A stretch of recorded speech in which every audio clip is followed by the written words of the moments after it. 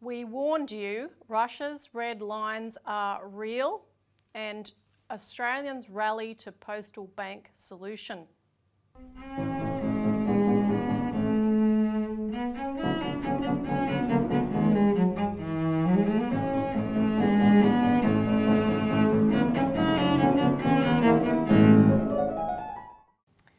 Welcome to the Citizens Report for the 25th of February 2022. I'm Elisa Barwick. Joining me today is Citizens Party Research Director Robert Barwick. Welcome. Thanks, Elisa. And on today's show, we're going to be discussing the real story between the war front, something of which we've been warning for a long time, coming to reality. And then we'll discuss the latest developments in the campaign for an Australian postal bank, which are looking very good. And ordinarily, Elisa, we'd do the postal bank story first, but this Russian-Ukraine story is very serious. It is the big issue in the world at the moment. Now don't forget to hit the like button if you like the show.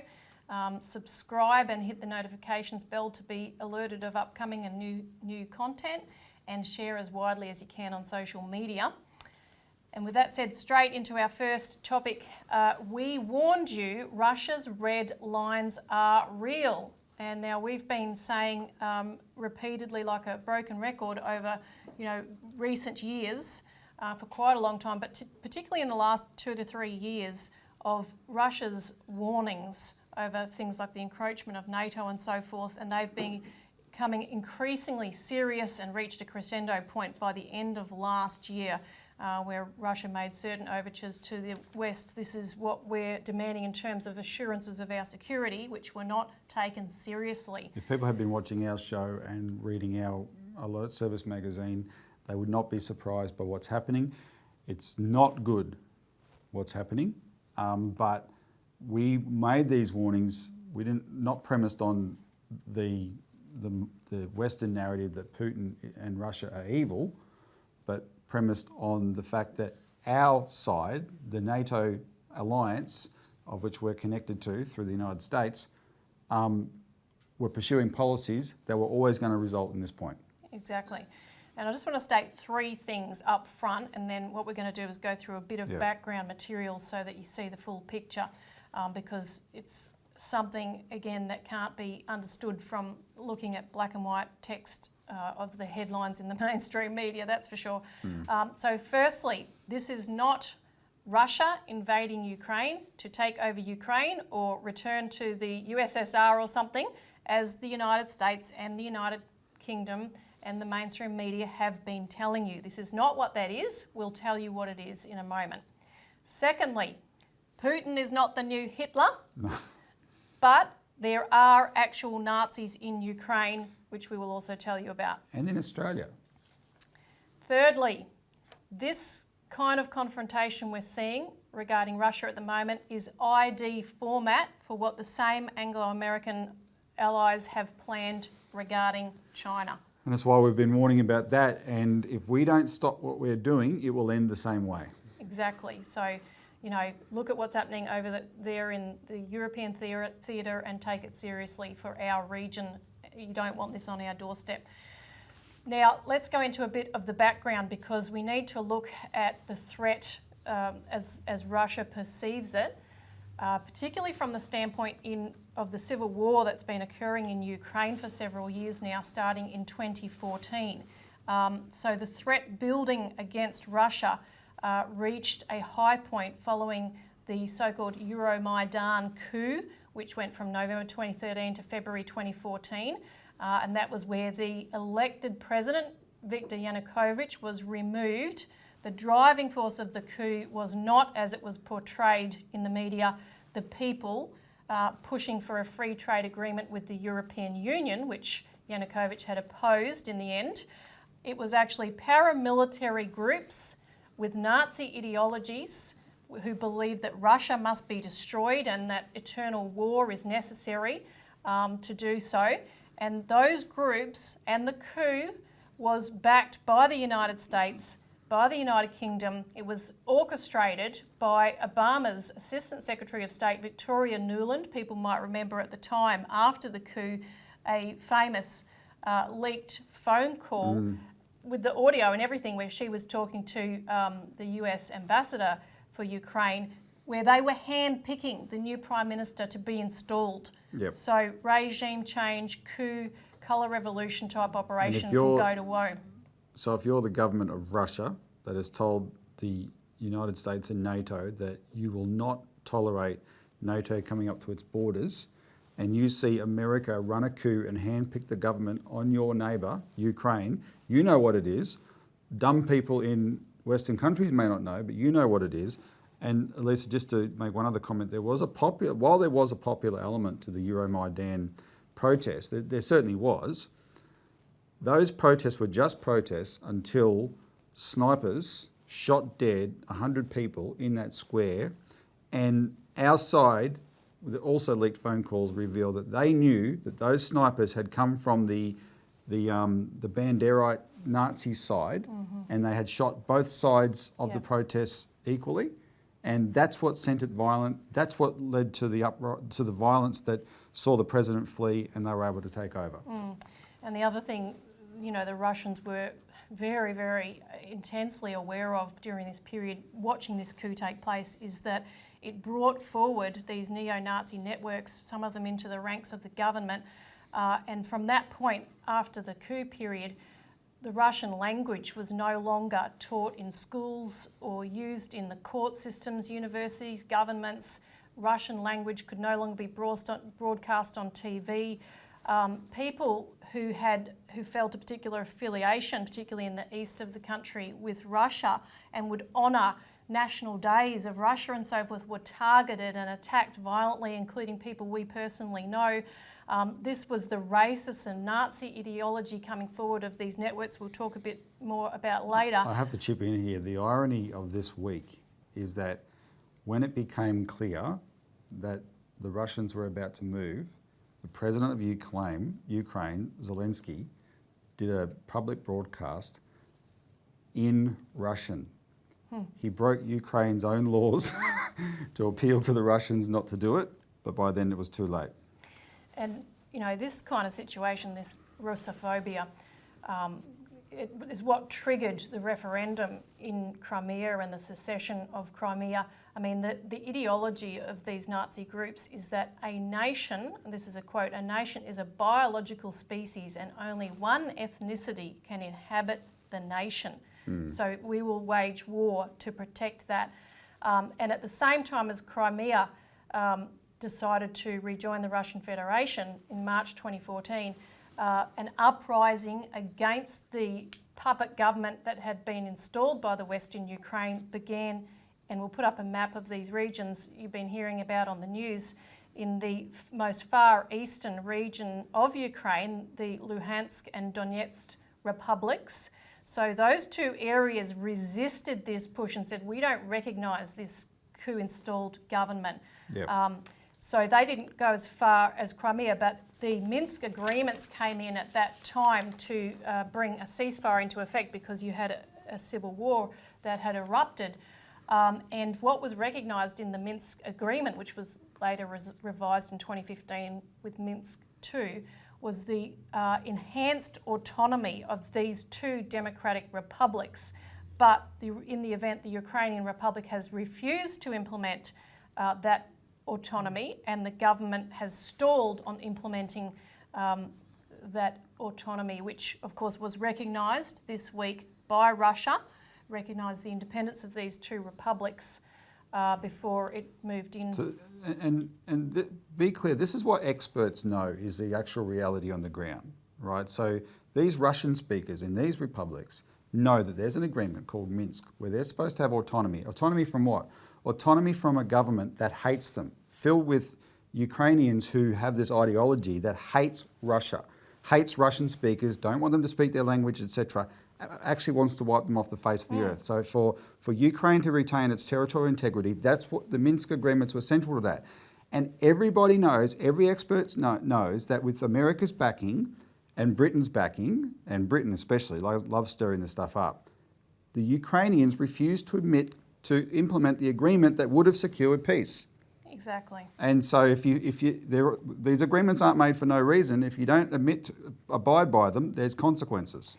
But the bigger issue for Russia was seeing their closest neighbour where they have a lot of people that still identify as Russian, being taken over by the US/NATO faction. Yep. And we'll put up a map here to show between 1949 and 2017 the increasing encroachment of NATO to right up to Russia's borders, which is something that when the Soviet Union broke up, it was promised would not happen. Now, Elisa, that promise was real, but it wasn't enshrined in writing.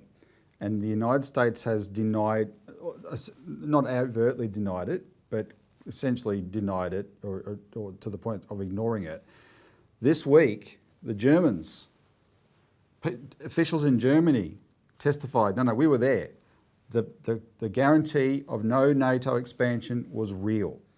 And when you hear the discussion in these days about Russia breaching international law, understand that, yes, Russia has technically invaded a sovereign country. That is a technical breach of the UN Charter international law, but that follows 30 years of breaches of international law in Russia's face. And whilst Ukraine is not technically a member of NATO, I'm about to go through a bit of a timeline that will show you that, and in Putin's words this week when he announced Russian troops going into Ukraine, effectively is a NATO member in effect. So I want to go through some of the escalation that built up just over the course of last year, which led to... Which explains why this is happening now. And it led to the point on December 15th last year where the Russians delivered draft treaties to both the US and NATO saying, all right, this has gone too far. We now want it in writing that you will not advance NATO any further.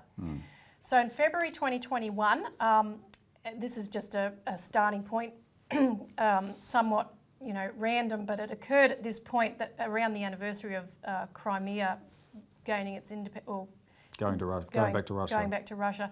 Biden announced at that anniversary, he said, on this sombre anniversary, we reaffirm a simple truth. Crimea is Ukraine. And of course, what that says to the Russians is, we want it, we're going to come to get it back. We're going to help Ukraine get it back.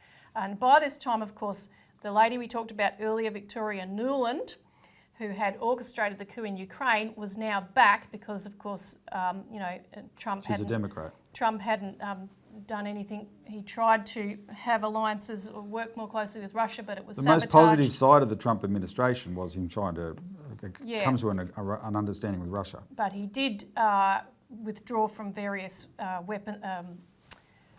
treaties, arms treaties and so forth as well, which was crucial. But anyway, Victoria Nuland was back as Under Secretary of State for Political Affairs. So you had these elements working in the background behind Biden.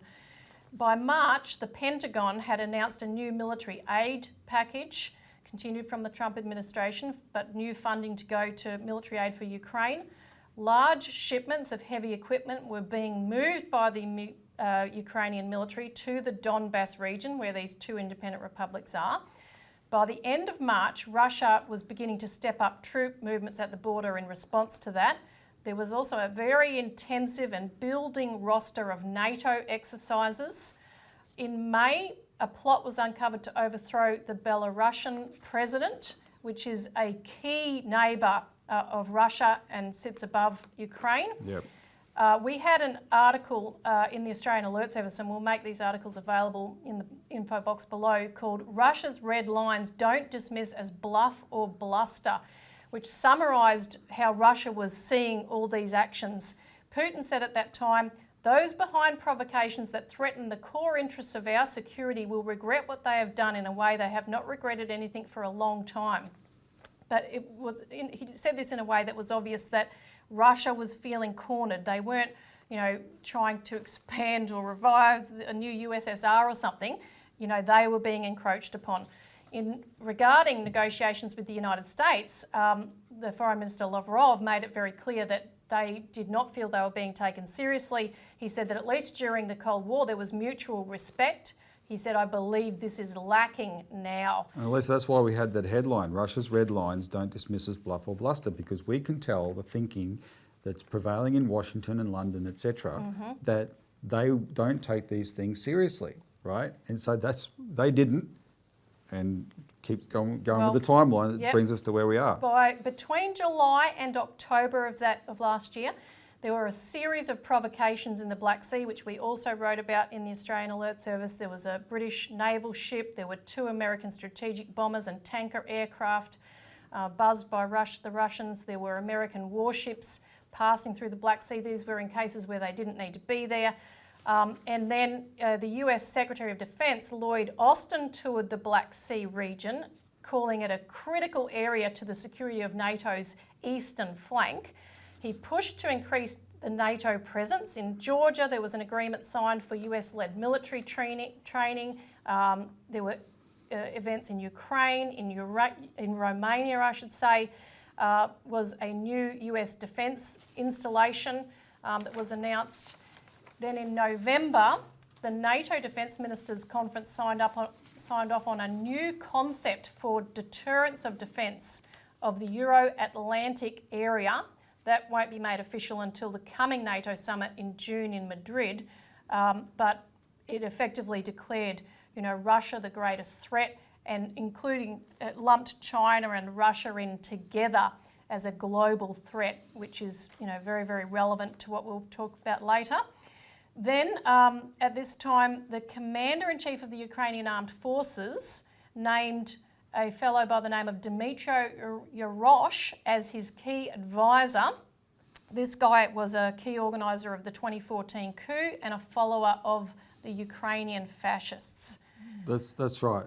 The Commander-in-Chief of the Ukrainian Armed Forces is advised by a neo-Nazi, an actual neo-Nazi who promotes the Nazi fascist record of Ukraine in World War II.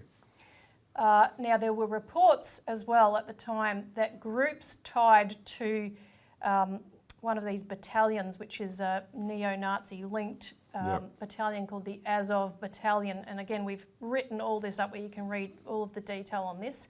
That this battalion was receiving instructions from NATO personnel at the Ukrainian military's National Academy of Ground Forces.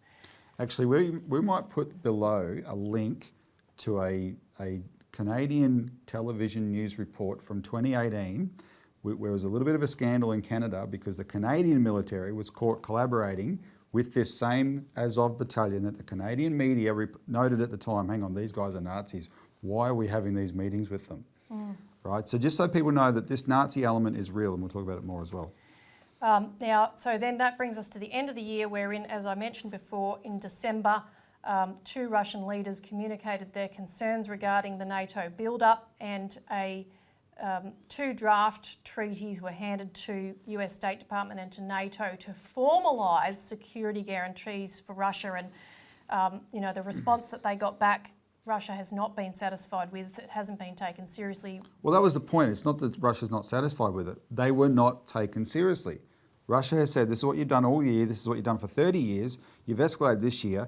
Here is what we demand if there's going to be a peaceful resolution of this.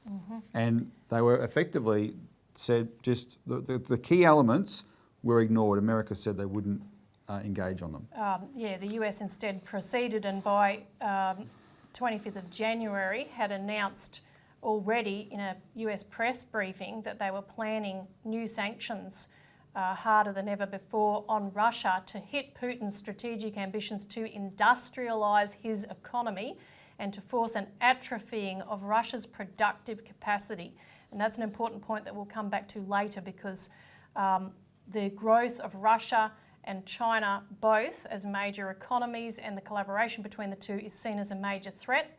Also in January, following on the effort for a coup in Belarus.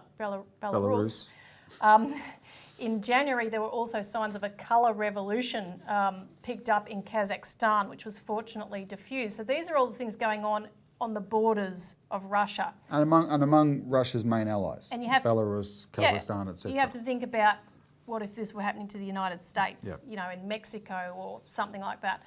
Now, by February, there was a build-up of Ukrainian army forces at the contact line, which is the border with the 2 independent republics. Where the Donbass forces the Russian-speaking forces are up against the Ukrainian forces. On the 17th of February, at the NATO Defence Ministers meeting, the head of NATO, Stoltenberg, affirmed NATO still had an open door for Ukraine to join in the future. On the 19th of February, at the Munich Security Forum, the President of Ukraine, Zelensky, implied that Ukraine would be prepared to go nuclear and secure a nuclear capability if it didn't receive the security guarantees from NATO that it wanted. And Elisa, like, Zelensky is a comedian who through the quirk of Ukrainian political chaos has become president. He is not a deep strategic thinker. He's not very well qualified for this situation at all. And so he has been more than willing to recklessly beg for Ukraine to be able to join NATO. And because the NATO side knows that's the casus belli, they know that's the red line, they know that will be the trigger for war, they've been stringing him along but not committing. And so he said, well, if you're not going to let us join NATO, give us nuclear weapons. And talk about an escalation to insanity, right? And the Russians are watching this and thinking, what? This is our security we're talking about. You guys are getting crazier and crazier. And then just a couple of days later, at an extraordinary session broadcast live of the Russian Security Council session, Putin discussed the fact that if Ukraine joins NATO and wants to take back Crimea, then under Article 5 of NATO, all NATO allies will be forced by law, by treaty, to come in and help Ukraine. And then you've got World War III. Yep. So this was the point then at which Russia recognised the Donetsk and Luhansk republics. And I want to now quote from what Putin said in his 21st February speech, so not when he sent the troops in, but a couple of days earlier at the beginning of this week. And this explains why Russia's mission going in is not about taking over Ukraine, it's about diffusing this NATO risk. It's why they refer to it as a demilitarisation mission. So he said in this speech, in March 2021, a new military strategy was adopted in Ukraine. This document is almost entirely dedicated to confrontation with Russia. It stipulates the organisation of terrorist underground movements in Russia's Crimea and in Donbass. He cites Kiev strategists that were talking about potential war, quote, with foreign military support in the geopolitical confrontation with the Russian Federation. He then talked about the fact that Ukraine intends to acquire nuclear weapons as a great threat. And he said, over the past few years, military contingents of NATO countries have been almost constantly present on Ukrainian territory under the pretext of exercises. The Ukrainian troop control system has already been integrated into NATO. This means that NATO headquarters can issue direct commands to the Ukrainian armed forces, even to their separate units and squads. He talked about the upgrades of a network of airfields for quick army transfers, and a lot of other details, and how the US built up a maritime operations centre at Ochakov on the Black Sea to support NATO warships. He said Ukraine is home to NATO training missions, which are in fact foreign military bases. And to conclude, he said, the information we have gives us good reason to believe that Ukraine's accession to NATO and the subsequent deployment of NATO facilities has already been decided and is only a matter of time. We clearly understand that given this scenario, the level of military threats to Russia will increase dramatically. So that is the level of seriousness that we're at. Yeah, what Putin has said is, you know, the West knows that Ukraine is our red line. We will never allow Ukraine to join NATO, and because you've breached your promise to us anyway about the expansion of NATO, but although Ukraine isn't officially part of NATO, for all intents and purposes, it is entirely integrated into NATO. The risk, the threat is right here on our doorstep. This is a threat to how we define our security, and it's very important that people think this through from the standpoint of what if the shoe was on the other foot, Australia doesn't. It's hard for Australia to relate because we're an island, but the United States also has borders with other countries, and the equivalent would be China setting up bases all over Mexico or Russia setting up bases all over Canada, right? Filled with people who hate the United States, and the Chinese ones filled with people who hate the United States. the United States will not tolerate that. The United States has it reserves its right to a sphere of influence. It says, no, this is our part of the world, stay out, but it will not respect Russia doing the same thing over there. But even more importantly, which is the true backdrop for this whole story, at the point of the breakdown of the Soviet Union, the US effectively declared that it was the unilateral power, and it couldn't allow the rise again of a power like the USSR. It could be Russia, it could be China. That was called the Wolfowitz Doctrine. We've discussed it many times on the show before. And what you see happening in the world today is the financial control of the Anglo-Americans is breaking down. You have China becoming the greatest economic power and capacity in the world. You had China and Russia that signed an agreement on the sidelines of the Beijing Olympics saying we will cooperate in effect to fashion a new economic framework. And we've got many hundreds of nations that are with us on this, smaller nations that are oriented to whether it be the Belt and Road or other projects and perspectives. And I want to... sorry, I have to butt in. When our Prime Minister and politicians and the US government and the British government, etc., when they pontificate their sanctimonious pronouncements about what's happening, they always say the world condemns. If you ever see a map of this so-called the world, the majority of the world is not condemning it. This is Australia, the United States, and Europe. And unfortunately, well, don't cast judgment, fortunately or unfortunately, that is not representative of the world anymore. And this is an example of how much power the United States has actually lost. And I want to play a brief excerpt from a presentation a few days ago from a friend and collaborator of ours who's the head of a political party in Ukraine and has been sidelined as a political force with every effort by the current and previous governments since the coup, Natalia Vitrenko.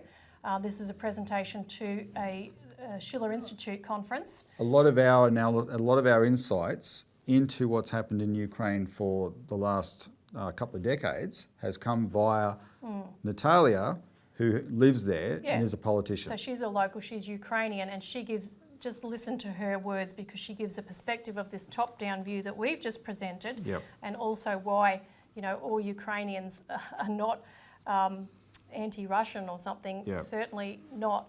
And we'll talk a bit more afterwards. It is very important that our conference is taking place in a period of heightened confrontation between two blocs of leading countries in the world. This is the NATO countries, led by the USA, and the other bloc, which is taking shape before our very eyes, is Russia and China, whose joint declaration of February 4th of this year proclaimed their intention to be together on all issues. This is extremely important because mankind is on the brink of World War III, and the knife's edge of that confrontation is my country, Ukraine. Essentially, this is what we warned about. Let me remind you about my intervention at the European Parliament on February 26, 2014. That was during the tour by representatives of our party, which I believe was very important for the international community, when we visited Germany, France, and Italy. Our friends from the Schiller Institute helped us organize that trip. And at that time, I said at my press conference that the coup d'etat in Ukraine in 2014 had brought to power Nazis and Russophobes, and that this would give rise to extremely grave problems, not only for Ukraine and not only for the Eurasian continent, but also for the entire world. And indeed, from 2014 on, the USA started strongly sponsoring Ukraine and preparing a confrontation with Russia. What other interpretation can there be of the fact that since then, $2.7 billion of lethal weaponry has been allocated? What other interpretation can there be of orienting the government of Ukraine not towards a peaceful solution of the crisis and towards finding ways through diplomacy to resolve this bloody conflict in southeastern Ukraine in the Donbass, but rather constantly instigating them towards war with Russia? Who is igniting the bonfire of war inside Ukraine and from the outside? Inside Ukraine, it's the Nazis first and foremost. All these organizations that have been reborn and burgeoned, parties, movements, organizations thirsting for blood. They have an ideology called Ukrainian integral nationalism. This ideology was created by Dontsov and Siborsky in the early 20th century, then implemented by Bandera and Shukhevich. This is an ideology of enmity between our peoples, an ideology of war, misanthropic war. This ideology of a Nazified Ukraine has infected a section of the population of our country. And worst of all, this ideology has become the official ideology of the Ukrainian government, just as we warned. And as a result, people with Russian culture, members of ethnic minorities, have become second-class people. Look at me. I am ethnically Ukrainian, but my native language is Russian, and I don't conceive of myself outside of Russian civilization. But all broadcasting by Russian TV channels and all broadcasting of programs in the Russian language has been banned in Ukraine. The courts, government agencies, schools, and universities work only in Ukrainian. And we have the constant fanning of the psychosis that the Muscovites, pejorative term, must be destroyed. This is said openly on television. That's inside Ukraine. So now, and it's interesting because when President Zelensky was elected in 2019, it was on a platform for reconciliation and economic revival, and Natalia Vitrenko had actually offered to put her ready-to-go economic program, which is based on the same ideas as ours and our international association, with credit for development and so forth. She proffered that and said, "I can assist you." And because she's been a member of parliament in the past, she's a prominent person, and that was refused because by that time the Nazi elements were so deeply embedded, which she was just talking about at the end of that video there, that Zelensky was afraid to oppose them. They'd been given free rein. It had been set up from the point of the coup. And the most perverse part of that particular relationship is Zelensky, Elisa, is Jewish. He's a Jewish comedian. But he is captured by actual Nazis. The fact that a Jewish comedian can get elected means, Ukraine as a nation is not Nazi, but people that we backed, we gave them the strength, these Nazi elements, to have the power they have now. And in fact, there was a 2013 Schiller Institute conference that people from this office attended in Germany, where this is before the coup, where Natalia warned then. She gave a presentation. She showed the summer camps where young Ukrainians were being drilled by paramilitary neo-Nazis in anticipation of a coup. And it was all backed by the United States. Victoria Nuland bragged later in January 2014 in Washington that $5 billion had been invested into this exercise. Yep. And the thing is, the Western media tried to poo-poo this neo-Nazi thing, just like they try to poo-poo the reality that the Uyghur problem in China that China had to deal with was an actual terrorist problem. No, that's a real problem, and this was a real problem. This Nazi who's now the commander-in-chief of or the advisor to the commander-in-chief of the Iranian forces, Yarosh, he gave a blood-curdling battle cry saying, "We're going to bring back Bandera. Bandera is going to reign again." And Bandera was the World War II figure who was a leader of the fascists in Ukraine, who they try and whitewash his role because he actively worked with the Nazis. The Banderites participated in the massacre of Jews, but then, of course, he was a prickly character, and later on he fell out with the Nazis, but only for whatever local political reasons, right? He is a fascist, an actual fascist, and he founded an organisation called the Organisation of Ukrainian Nationalists, and that exists to this day.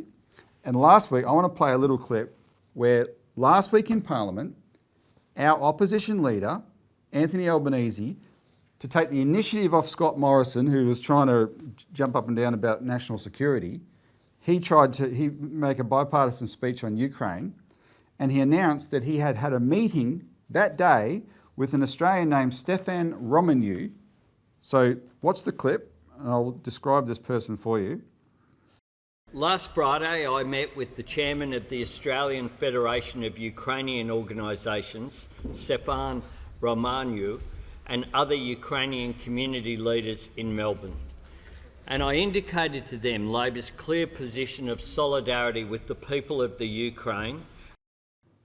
So that person, Stefan Romaniw, who's an Australian, is also the chairman of this organisation of Ukrainian Nationalists. He's the global chairman of it, but this organisation has two factions now. Organisation of OUN-M and OUN-B, and he's the chairman of OUN-B, and B stands for Bandera. Now, as you know, last year, our party organised a Senate inquiry into Australia Post and brought the government to its knees on this question of what they did to Christine Holgate. And because we did it and I led it and I was there for the Senate inquiry, I was attacked in Parliament as an anti-Semite just for getting a banking inquiry going, right? These are Nazis, real Nazis, walking the corridors of the Australian Parliament, but it's all ignored because there is no principle commitment to truth when it comes to this stuff, right? It is strategic shenanigans all the way. And people have to know you're being lied to. So last bit of advice on this from me, Elisa. You should always be sceptical of the mainstream media under any circumstances. When there's a war on, never believe a word that comes out of the mainstream media, ever. Yep. And far from being, quote unquote, in lockstep with our Anglo-American allies on this, Australia needs to be instructing them and ordering them to do some real diplomacy here unless they want nuclear World War III. So we'll stop there, go below for links to more information. Now, on our second topic, briefly, Australians rally to postal bank solution. We just want to mention a few highlights of the campaign for the postal bank, which started with an excellent new article by a prominent journalist who's gone independent at The Regional is her new publication, Dale Webster. Regional banking inquiry reopens political divide, and what she's done is she's gone through in various electorates the shutdown of the banks. This is really powerful ammunition. People should get a hold of this alert service or go to the regional website, get this information, and she's trying to collect further information. So we're actually encouraging all of our viewers to get in contact with us and let us know what banks have closed in your area. Very important. Dale Webster describes in her articles just how much work is involved in compiling an accurate figures of how many bank branches have been shut around the country. And it's very, very difficult. APRA's supposed to have these figures and they don't. So she has to piece it all together. But everybody knows this is happening on a massive scale. So what we're appealing for you to do, if you've had an experience in your area, email the Citizens Party and let us know, and we'll pass that information on, because she's got an excellent database here and she can compile that and produce an actually accurate figure. So let us know about the bank branches that are shut in your area, and even let us know about the ATMs, what's happening with the ATMs in your area. What have you got left in your town in terms of banks and ATMs and cash access? No, yeah, very, very important. What have you actually got left? Because sometimes the APRA's figures even cover up the real name. They'll turn an Elders stock feed place regarded as a bank. Right, so this sort of problem. So get to it. I want to mention one thing from her article, and that is the worst two electorates in the whole country are the Victorian seat of Mallee and Grey in South Australia. Now, she interviewed Dr. Anne Webster, the MP for Mallee, about it, And Dr. Webster pointed to the work of the government's task force on regional banking. She said it's looking for solutions, and one of the solutions, imperfect though it is for Australia Post to be providing some of those banking services. Now, Dale Webster asked her to clarify, and Dale said, Dr. Webster clarified that this option did not mean Australia Post would become a bank, which some of the minor parties are pushing for, i.e. us.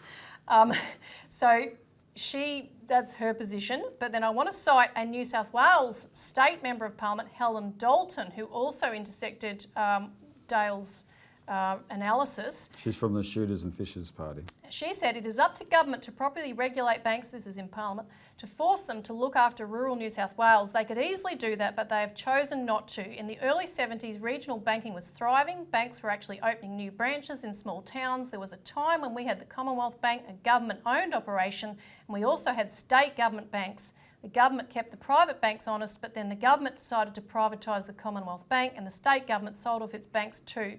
Private banks are now closing their doors all over regional Australia. There are now 573 towns that have no bank at all.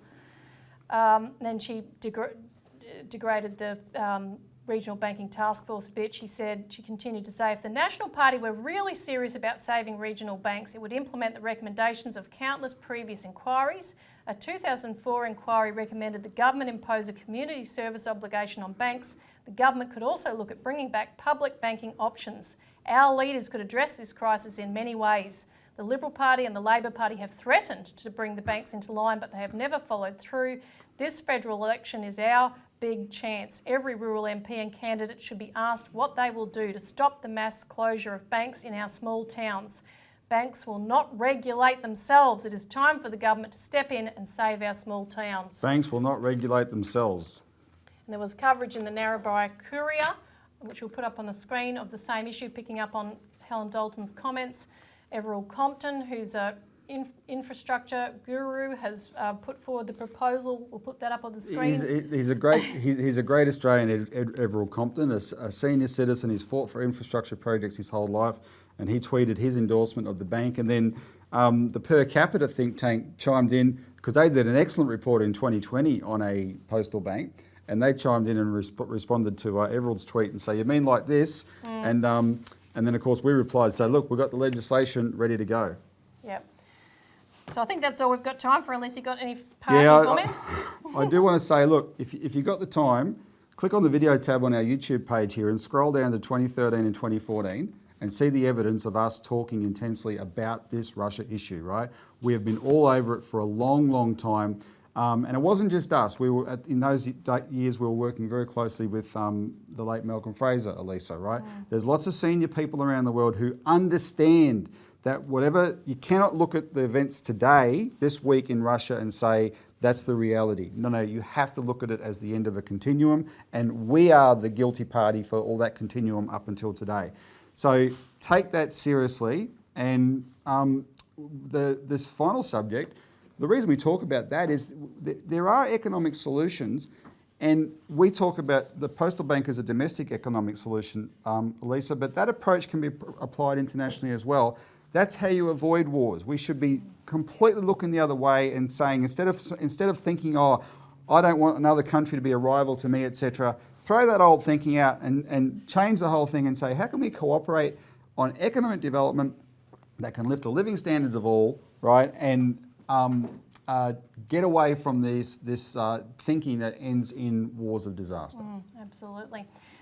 So contact us for more information. Share this as widely as you can. Thanks, Robbie. Thanks, Elisa. Thanks for tuning in, and see you next week.